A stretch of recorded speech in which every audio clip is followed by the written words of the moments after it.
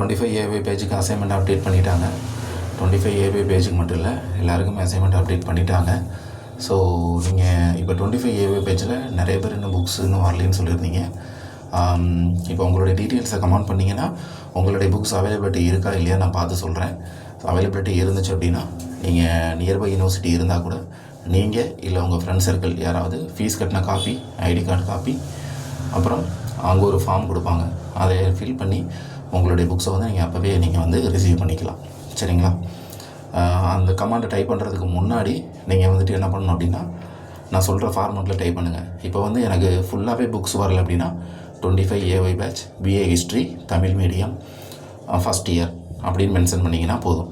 இல்லை எனக்கு some of books வந்துருச்சு, ஒரு டியூ புக்கு, ஒரு புக்கு 2 புக்கு இந்த மாதிரி வராமல் இருக்கும், அப்படி இருங்கிறவங்க அந்த புக்கோட சப்ஜெக்ட் நேமையும் சேர்த்து டைப் பண்ணுங்கள்.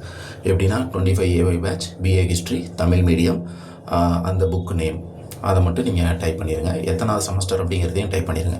கரெக்டாக கமெண்ட் பண்ணுறவங்களுக்கு நான் கண்டிப்பாக கேட்டு உங்களுக்கு புக்கு ஸ்டேட்டஸ் அவைலபிலிட்டி இருக்கா இல்லையான்னு உங்கள் கமெண்ட்டுக்கு நான் ரீப்ளை பண்ணுறேன். சரிங்களா? கமெண்ட்டு கரெக்டாக டைப் பண்ணுங்கள்.